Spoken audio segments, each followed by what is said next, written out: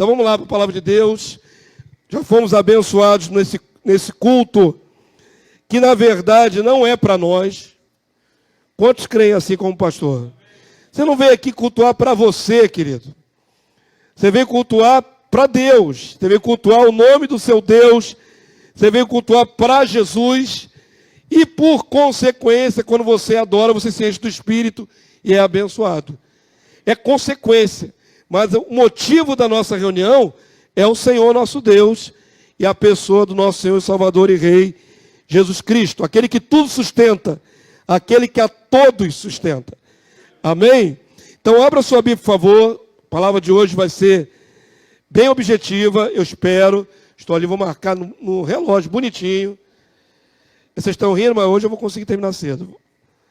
Hoje eu vou. Isaías, capítulo 6, verso 1. Vocês estão acostumados com minhas pregações de 45, 50, 1 hora. Vamos ver se vai ser isso tudo. Eu acredito que não. Vocês nem levam mais fé no pastor quando fala isso, né? Isaías 6:1. Vocês estão acostumados com um pastor que fala muito, que traz muitos textos. Eu vou nos outros trabalhos, eu vejo os outros trabalhos, o texto é a coisa menor que tem, né?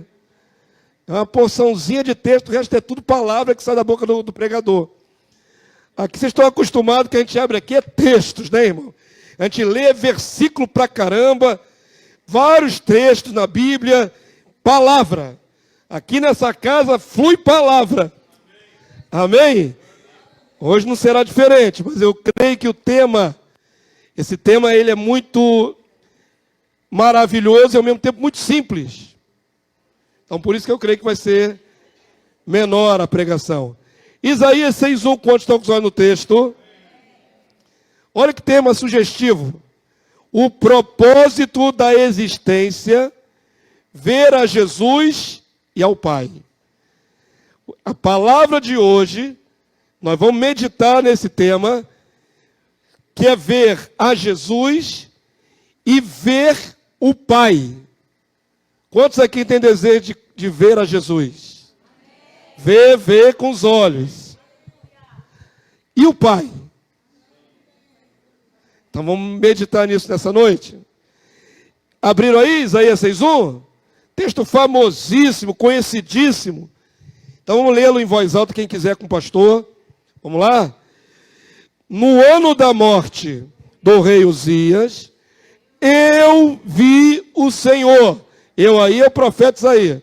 Eu vi o Senhor assentado sobre um alto e sublime trono, e as abas de suas vestes enchiam o templo. É uma visão. Verso 2, igrejas. Serafins estavam por cima dele. Cada um tinha 6 asas. Com 2 cobriam o rosto. Preste atenção nesse detalhe aí. Cobriam o rosto. Com 2 cobriam seus pés. E com 2 voavam. E clamavam uns para os outros, dizendo: Santo, Santo, Santo é o Senhor dos exércitos. Toda a terra está cheia da sua glória. As bases do limiar se moveram à voz do que clamava, e a casa se encheu de fumaça. Então disse eu: ai de mim, estou perdido, porque sou homem de lábios impuros, habito no meio de um povo de impuros lábios, e os meus olhos viram o Rei, o Senhor dos exércitos. Verso 6. Então, um dos serafins voou para mim, trazendo na mão uma brasa viva, que tirara do altar com uma tenaz. Com a brasa, tocou a minha boca e disse: eis que ela tocou os seus lábios.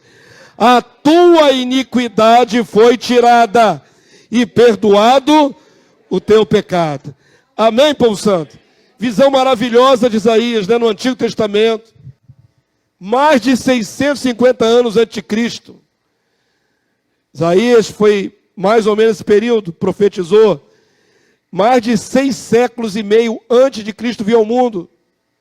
Mas ele vê, não é, o que ele chama de eu vi o Senhor sentado num alto e sublime trono. A pergunta que não quer calar, irmãos, Isaías de fato viu a Deus? Ele está dizendo que sim, está escrito, está na sua Bíblia há muito tempo isso aí, né? Mas um detalhe que eu quero salientar, vou destacar daqui a pouco. Ele começa a descrever essa cena maravilhosa, essa visão. Deus está no céu, no alto sublime trono. Mas ao mesmo tempo, as olas da veste de Deus estão no santuário na terra. É uma fusão de céu e terra nessa visão. Ele não está vendo só o céu, ele está vendo o céu e a terra. Ele está vendo algo que não é mensurável, não é descrito facilmente. Mas ele vê também esses seres alados, os anjos, os serafins ou os seres viventes. E eles têm característica de ter 6 asas. 2 eles voam. Para sustentá-los, são 2 asas. Com 2 eles cobrem o corpo. Imagina as asas baixadas assim para frente, cruzadas aqui, ó, cobrindo o corpo. 2 voando para sustentá-los, 2 cobrindo o corpo. Mas o que mais chama a atenção aí é que esses seres angelicais que estão perto de Deus, eles não podem olhar para Deus. Porque 2 das suas asas, das 6 asas, 2 são para cobrir o rosto. Por que os anjos que Deus criou e que não têm iniquidade, não é? Os que tinham iniquidade foram expulsos com Satanás. Anjos santos, anjos eleitos, pertinho de Deus, lá no trono, não podem sequer olhar para Deus. Nem esses seres angelicais sem pecado. Mas o profeta sabe que tem pecado, sabe que tem iniquidade, sabe que fala besteira. Sou um homem de impuros lábios, o povo aqui também é tudo pecador. Então, se Deus está me permitindo vê-lo, eu vou morrer. Foi a conclusão dele, ai de mim, vou morrer agora. Estou vendo algo que é tão santo, eu sou tão errado, que a consequência é minha morte. Percebam, essa cena é ao mesmo tempo gloriosa e dramática. Porque ele diz, ai, vou perecer, ai de mim. Esse ai de mim é um clamor de, será que eu vou morrer agora? Eu queria que você pensasse nisso. Um dos maiores mistérios da Bíblia não é sobre Jesus. Jesus foi visto na terra. Jesus foi desenhado muitas vezes em pinturas nas paredes. Jesus foi feito mosaicos dele. Naquela época se usava muito vitrais, feitos de pedra colorida para desenhar. Jesus foi descrito muitas vezes como homem, com a idade que tinha, né? Como homem, 33 anos e meio. Então, de certa forma, Jesus não é tão misterioso. Todos nós temos pelo menos uma referência na mente de alguma imagem, escultura, pintura. Você logo cria na sua mente a imagem da pessoa de Jesus. O maior mistério da Bíblia não é como Jesus era. O maior mistério da Bíblia é como Deus é. Como o Pai é. Como é que é o Pai? A Bíblia descreve com detalhes. A Bíblia mostra como é seu semblante.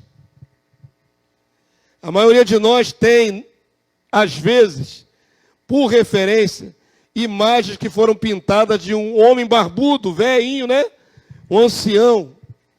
Tem a pintura famosa lá do dedinho. Lembra aquela do dedinho lá na Capela Sistina, em Roma?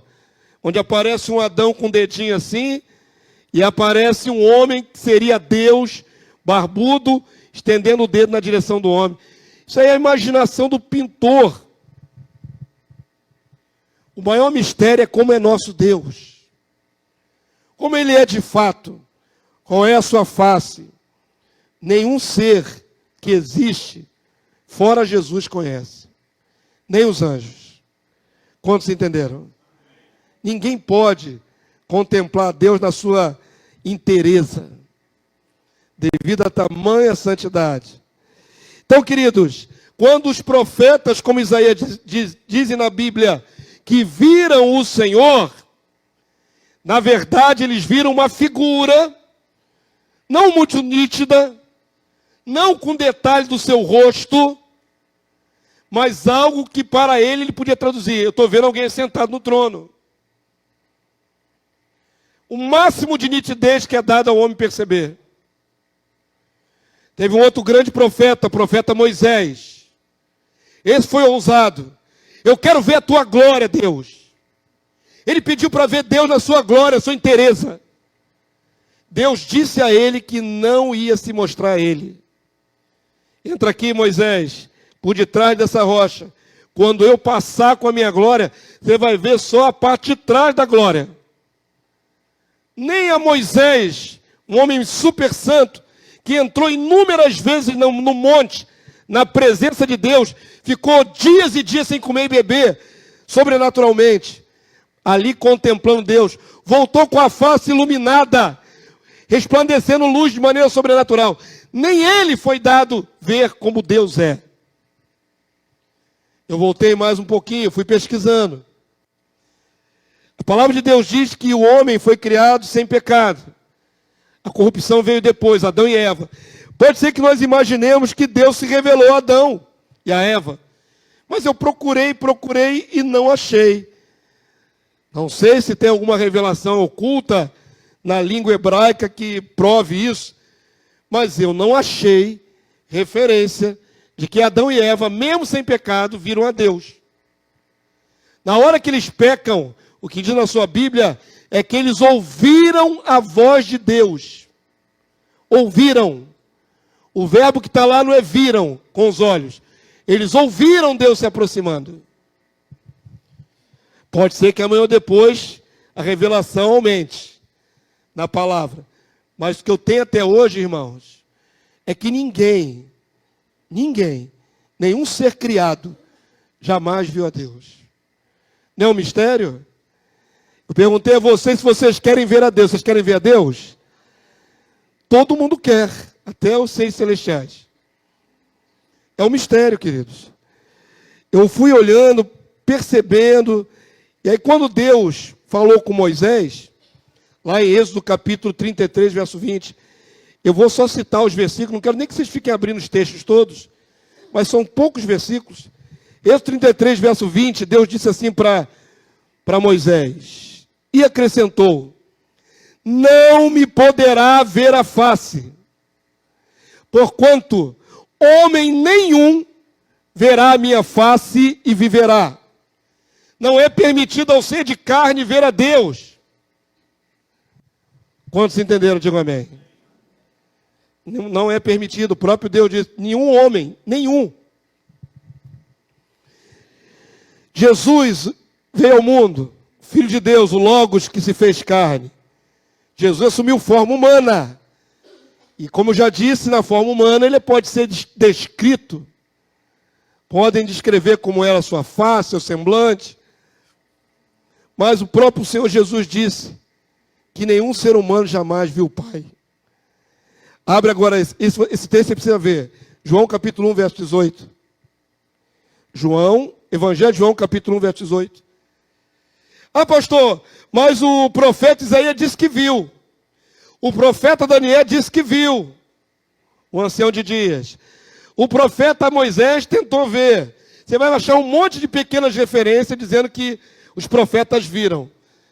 Mas eu prefiro ficar com a palavra de Jesus.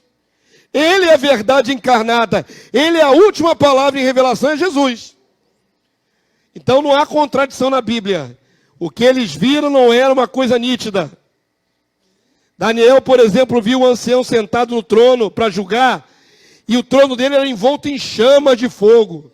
Certamente não viu a face de Deus. Abriu aí João 1,18. Quantos concordam com o pastor que o Filho de Deus, Jesus, o Verbo vivo, a palavra encarnada, é aquele que sabe tudo e mais um pouco do universo? Quantos concordam comigo? Jesus não sabe tudo? Ou pelo menos até onde o Pai lhe revelou. Não é isso? Olha o que ele diz aí, irmãos. João 1,18.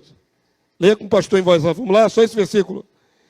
Ninguém jamais viu a Deus. O Deus unigênito que está no seio do Pai é quem o revelou. Qual é a afirmativa de Jesus?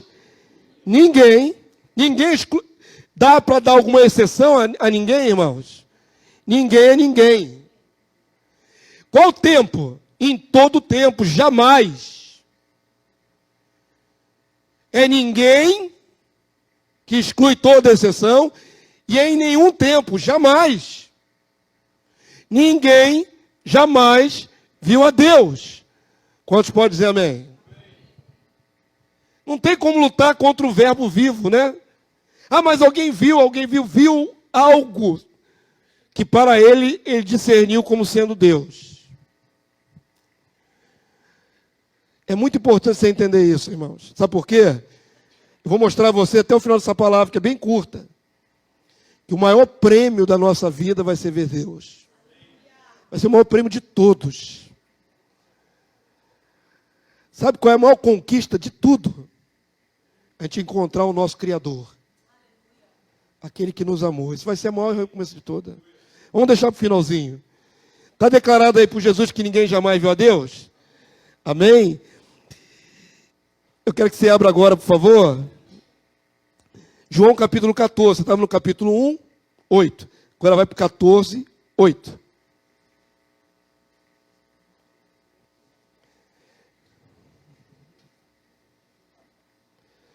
Evangelho de João 14, 8. Vamos ler aí, por favor, em voz alta, quem quiser. Já acharam? Já conseguiram achar? João 14, 8?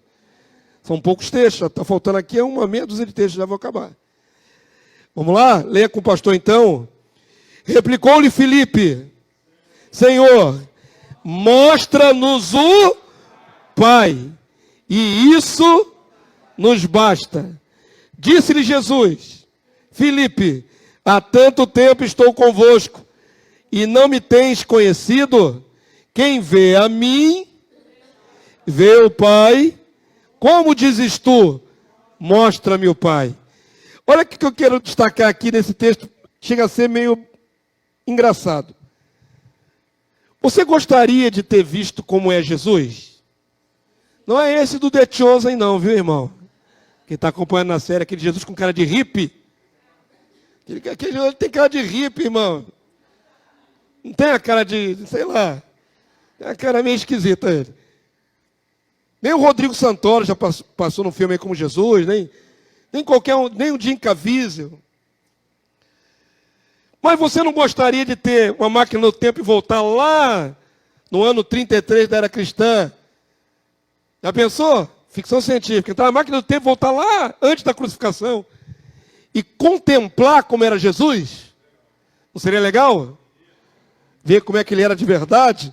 Sua barba, seus cabelos, suas roupas. Pois esses apóstolos tiveram o privilégio que nós não temos. Eles viram Jesus. Eles conviveram com Jesus.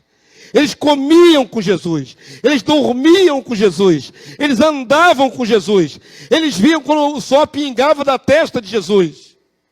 Quando a saliva saía da boca de Jesus. Tudo eles viram. Não foi? Estão satisfeitos, discípulos? Eu quero salientar isso. Eles estão satisfeitos por já estar vendo Jesus? O que é que eles querem ver? O Pai. Ver Jesus não é suficiente, irmãos. Milhares de pessoas em 3 anos e meio viram Jesus.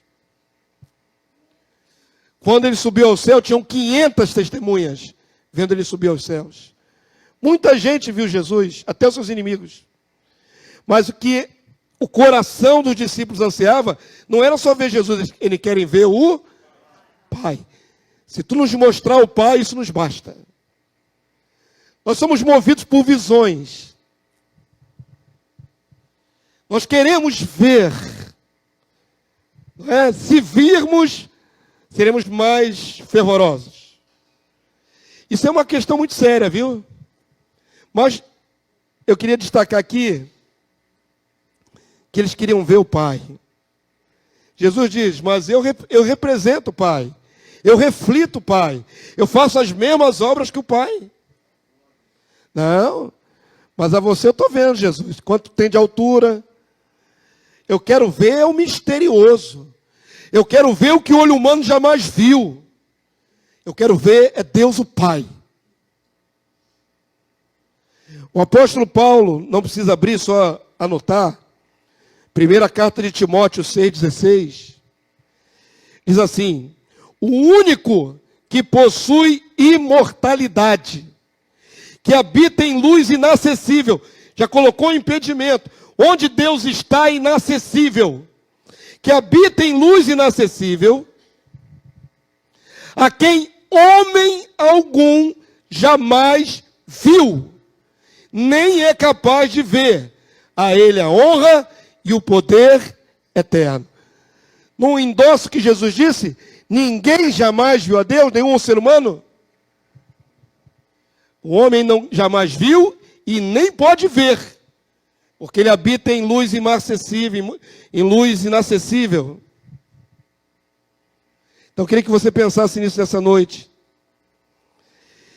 Então como é que fica a nossa situação? Precisamos tanto de ver as coisas para crer, né? Quase Tomés. A palavra de Deus diz que nós somos bem-aventurados. Sabe você que está aqui nessa noite? Você veio adorar um Deus invisível. E continuará invisível por enquanto aos nossos olhos. Você veio adorar um Jesus que também está oculto aos nossos olhos. Então como é que você consegue? Como é que eu consigo adorar? Pela fé. Somos felizes, somos abençoados, porque o Senhor nos deu o dom da fé, para sem ver com os olhos carnais, nós conseguimos visualizar no nosso coração pela fé. Nós conseguimos adorar pela fé. Amém? Somos aqueles que, está lá em João 20, 29. Disse-lhe Jesus, porque me viste e creste, bem-aventurados que não viram e creram. Quem andou vendo Jesus na Palestina 2000 anos atrás, não é tão bem-aventurado como nós, que não estamos vendo Jesus, mas cremos. Você é muito mais bem-aventurado, irmão. Eu também queria pegar a máquina do tempo e voltar lá atrás e ver Jesus em carne. Mas eu estou numa fase diferente, eu estou na fase do ver pela fé. Sou bem-aventurado, diga assim, eu sou bem-aventurado, porque eu vejo Jesus pela fé no meu coração. Você não é bem-aventurado? Jesus falou, feliz. Porque ver Jesus andando no sol, não precisa de fé. Quem estava vivo constatou. Mas nós vemos Jesus nas Escrituras, imaginamos na nossa mente, tudo que ele agiu, que ele fez, as curas que operou, os milagres, andando sobre as águas, fazendo um monte de coisa. Você pode se considerar um bem-aventurado. Mas, querido, eu quero realmente aguçar a sua curiosidade espiritual. Eu perguntei aqui, quem quer ver Jesus de verdade? É possível? Claro que é possível. Não estou falando desse estágio que nós estamos vivendo da fé, não. Eu e você veremos o Senhor Jesus face a face. Quantos podem glorificar o Senhor? Você tem que desejar isso. Porque eu vou perseverar por causa desta minha expectativa. A esperança é essa. Eu verei o meu Salvador face a face. Eu verei como é seu rosto. Eu verei qual é a sua glória. Eu verei o seu tamanho. Sua estatura. O dia que eu for arrebatado, verei Jesus. O dia que eu for glorificado, verei Jesus. E vocês também. Amém? Glórias a Deus. Mas vou dizer para vocês mais um detalhe. Ainda não é o ápice. Mesmo esse dia glorioso, ao toque da 7ª trombeta, quando veremos a Jesus, ainda não será o ápice. Sabe por quê? Porque não é só nós que veremos a Jesus. Todo olho humano vai ver Jesus. Não é privilégio só dos santos. Todo pecador vai ver Jesus. Todo condenado vai ver Jesus. Porque o Pai deu um julgamento a ele. E quem vai comparecer diante do tribunal de Cristo, vai ver Jesus. Quantos entenderam? Eu quero ver Jesus. Eu tenho anseio de ver Jesus, meu Salvador. Eu quero olhar a sua face. Eu quero ouvir a sua voz maravilhosa. Mas, queridos, os condenados também vão ver a face de Jesus e também ouvirão a voz de Jesus condenando-os. Quantos entenderam? Abre aí, por favor, rapidamente, né? Apocalipse capítulo 20, verso 11. Apocalipse 20, 11. Tanto na volta de Jesus, Mateus 24, 14 em diante, diz assim, que ao toque da sétima trombeta, todos os povos da terra o verão. O verão. Não vai ter ser humano vivo na terra que não veja Jesus. Todos, incluindo os inimigos, incluindo aqueles que estarão nos exércitos da besta, verão Jesus. Todos vão ver Jesus e se lamentarão, porque verão, não é invisível. Quantos entenderam? E depois que terminar o milênio todo, durante o milênio, todos os povos sobreviventes têm que ir de ano em ano para adorar quem? A Jesus, que estará em Sião.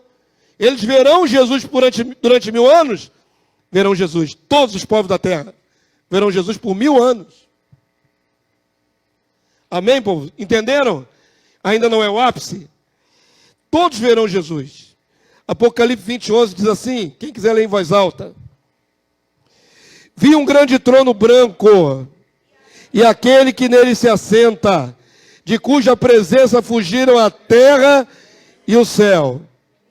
E não se achou lugar para ele. Trono branco é juízo final. Não é o trono de Cristo no começo do milênio. É depois do milênio, juízo final. Quem é que está sentado diante dos povos? Jesus. Jesus. O próprio Evangelho de João, capítulo 5, verso 22, diz: e o Pai a ninguém julga, mas ao Filho confiou todo o julgamento. Sabe quem as pessoas ressuscitadas lá no juízo final vão ver? O Filho do Homem, Jesus glorioso, o Rei Jesus. Elas não verão a Deus. Deixa eu declarar logo aqui para acabar com suspense. A gente vai criando suspense, mas deixa eu tirar o suspense. Nenhum condenado, nenhum pecador condenado verá a Deus, o Pai. O máximo que eles vão ver é o juiz Jesus. Quantos entenderam? Isso também é importante. Por que nenhum pecador condenado comparecerá diante do Deus invisível e verá a face do Deus invisível? Porque ele seria um prêmio. Até com não poder ver o seu Criador, eles são penitenciados. Nenhum condenado verá Deus o Pai. Todos comparecerão diante do Rei, do Filho. Quantos digam amém, por favor? Olha o que diz aí o texto, verso 12. Apocalipse 20, 11, já lemos. Verso 12. Vi também os mortos, os grandes e pequenos, postos em pé diante do trono. Então se abriram livros. Ainda outro livro, o livro da vida foi aberto, e os mortos foram julgados segundo as suas obras, conforme se achava escrito nos livros. Para completar seu entendimento, 2 Tessalonicenses capítulo 1, verso 9. Abre rapidinho aí. Segunda carta de Paulo aos Tessalonicenses, capítulo 1, verso 9. Os condenados verão Jesus. Os condenados comparecerão diante dele, porque o Pai deu todo julgamento ao Filho. 2 Tessalonicenses, capítulo 1, verso 9. Só esse versículo. Quantos já conseguiram achar? Leia em voz alta, por favor. Vamos lá? Estes sofrerão penalidade de eterna destruição, banidos da face do Senhor e da glória do seu poder. Qual é o castigo para os condenados? Ficarem bem longe da face do Senhor.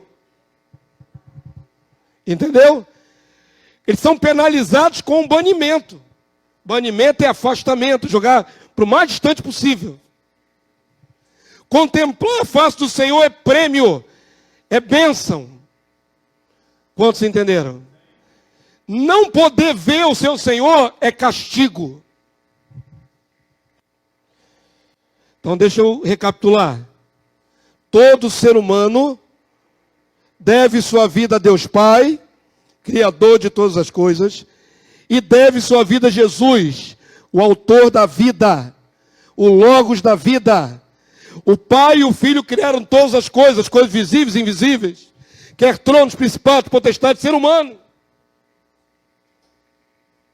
Agora imagina o castigo que é para um condenado jamais ter o privilégio de ver seu Criador. Não é só ir para o lago de fogo e enxofre, que já é terrível, mas é a vergonha, é a incompletude. Eu comecei essa palavra dizendo, o propósito da nossa existência é um dia encontrar quem nos inventou, Deus. Esse é o propósito da nossa existência. Em Cristo, se perseverar, eu verei o Senhor Jesus na sua vinda. Glórias a Deus. Serei imortalizado. E a partir daí, e tão somente a partir daí, quando a minha carne não será mais mortal, e os meus pecados foram todos banidos de mim, eu terei condições de ver como é o meu Pai. Quantos entenderam? Jesus a gente vai ver imediatamente no arrebatamento. E o Pai é a partir daí. O arrebatamento nos dará condição plena de ver a Deus Pai. Jesus nós veremos face a face. Paulo diz em 1 Coríntios 13, 12, porque agora vemos como espelho, obscuramente. Mas quando chegar a volta de Jesus, ele diz assim, então veremos face a face. Agora conheço em parte, então conhecerei como também sou conhecido. Amém, povo santo? Cheguei até aqui. Vou encerrar a mensagem. O que você entendeu nessa mensagem? O que você entendeu nessa mensagem? A primeira pergunta que eu fiz foi, você quer ver a Jesus? Quantos querem ver a Jesus? Eu quero. O meu Salvador. Mas quantos aqui querem ver o Pai de Jesus? O Criador do universo. Aquele que você chama de Abba. Abba Pai. Aquele que te amou antes que você existisse. Aquele que deu o Filho para nos resgatar. Aquele que gerou todo o plano da salvação. Aquele que habita em luz inacessível. Aquele que é eterno e imortal. Invisível, mas real. Que o maior mistério da nossa existência é quando nós fomos glorificados, transformados. E aí teremos olhos, não mais carnais, para contemplar definitivamente como é o nosso Pai. Eu quero ver a Deus o Pai.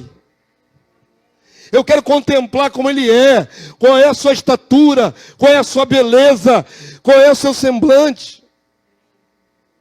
Tantos homens de Deus passaram nessa terra, profetas, queriam ver a Deus. Deus disse que não iam ver porque estavam na carne. Mas nós veremos o Pai. Amém, povo santo? Você quer ver o Pai? Eu quero ver o Pai. Eu quero plantar essa expectativa no seu coração. Às vezes, quando nós não pensamos nesse ângulo, pouco desejamos, que não pensamos. Mas se eu conseguir aguçar a tua curiosidade, a partir de agora você vai começar a pensar, meu Deus, como é que tu és, meu Pai? Como é que será o seu semblante? Qual é o tamanho da sua glória, seu resplendor? Eu quero suscitar em você essa curiosidade. Como é que nós vamos conseguir ver o Pai, irmãos? Face a face. A palavra de Deus diz que tem uma condicional.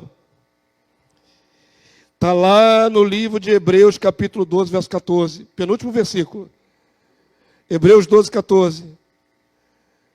Como é que a gente vai conseguir ver o Pai? A Jesus até os condenados verão.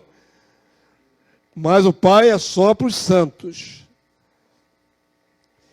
Hebreus 12, 14. Acharam? O que diz a palavra de Deus aí, irmãos?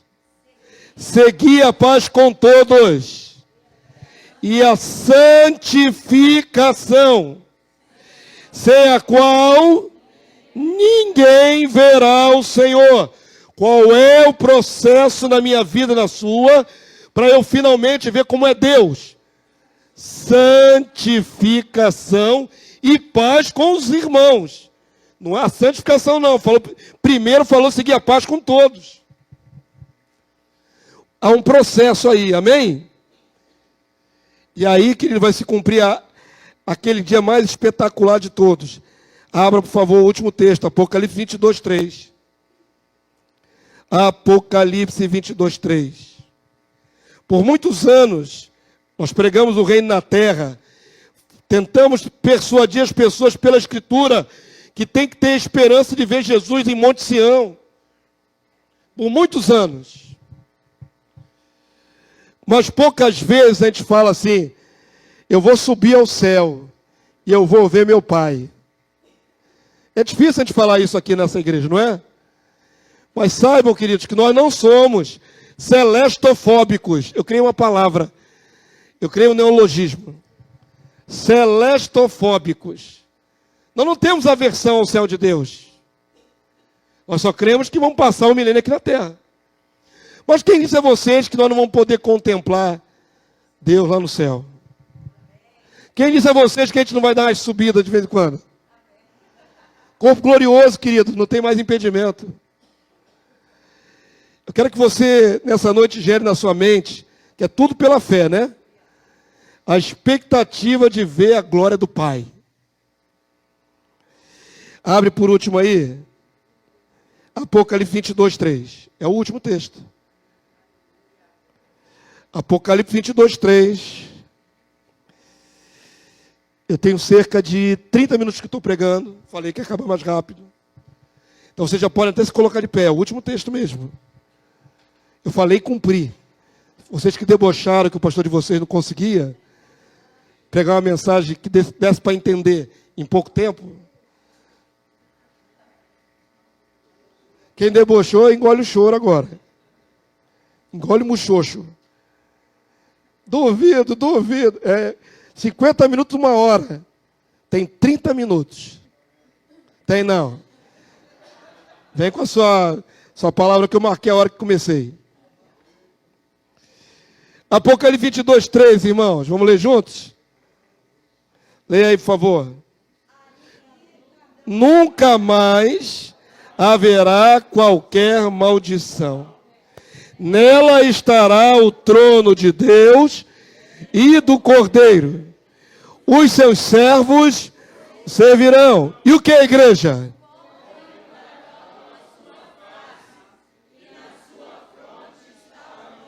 Verso 5. Nem precisam eles de luz de candeia, nem da luz do sol, porque o Senhor Deus brilhará sobre eles, e reinarão pelos séculos dos séculos. Mas vocês pularam a coisa mais importante de todas. Vocês leram assim de carreira, como diz aí, e não destacaram. Aonde é que está a revelação mais importante? Verso 4, irmãos. Oi? Oi? Contemplar a face de quem? Do Cordeiro? Do Cordeiro a gente já viu desde que ele voltou 1000 anos antes. A palavra revela para mim e para você que nós vamos contemplar a face do Pai. Nós vamos ver como Deus é, queridos. É promessa, está escrito. E não só contemplaremos a face de Deus, que Moisés quis, que os profetas quiseram, que os apóstolos pediram. Nós vamos contemplar Deus como Ele é, na sua grandeza. Não haverá mais obscuridade, não haverá mais diferença, impedimentos. Nós veremos o nosso Criador. Deseja isso no seu coração em nome de Jesus. Nós vamos ver a face do nosso Deus. Eu verei, se eu perseverar, tem um caminho de santificação e de interação com os outros homens, paz com todos. Se eu tiver essa condição, essa dignidade, primeiro eu vou ver Jesus descer, e eu espero que Ele com seus olhos de chama de fogo me olhe e me diga: servo bom e fiel, foste fiel no pouco, entra no gozo do seu Senhor. É isso que eu quero ouvir do meu Senhor naquele dia. Já ser aprovado e imortalizado. Mas eu quero mais ainda, além de ver meu Senhor e Salvador Jesus Cristo, eu quero ter olhos transformados, minha condição transformada, para contemplar o Deus invisível, mas real. Contemplar como Ele é, Ele poder se mostrar para mim. Eu falo na primeira pessoa, porque o desejo tem que ser seu também. Eu tenho que desejar isso, igreja. Eu quero ver meu Pai. Eu quero ver meu Senhor Jesus. Eu verei Jesus. Eu verei meu Pai. Amém, povo santo? Você pode fechar os seus olhos aí onde você está. Não estou pedindo para você olhar com seus olhos de carne para o pastor. Eu não vou ficar mais bonito, nem mais feio. Isso aí é isso aqui. Você compra que está aqui, tá, irmão? Ficando mais velho, com a barbicha mais branca. Eu não quero que você olhe para o pastor.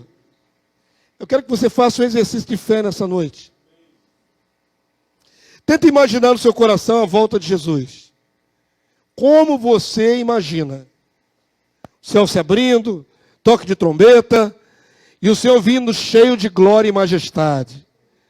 Cingido, né, com seus lombos, com aquela faixa, Rei dos Reis, Senhor dos Senhores, montado num cavalo branco poderoso, cheio de coroas sobre a sua cabeça. Que dia glorioso! Como devemos desejar isso o tempo todo, irmãos? O dia do arrebatamento, do encontro com o Senhor nos ares, entre nuvens. Tem que ter nos lábios o tempo todo o cântico: Maranata, ora vem, Senhor Jesus. O Espírito e a noiva dizem: vem! Vem, Senhor Jesus. A igreja tem que clamar isso o tempo todo. Quanto mais se aproxima o dia da vinda, consegue contemplar, pelo menos imaginar, de maneira imaginativa, o Senhor rompendo o céu e você ir no encontro dele nos ares.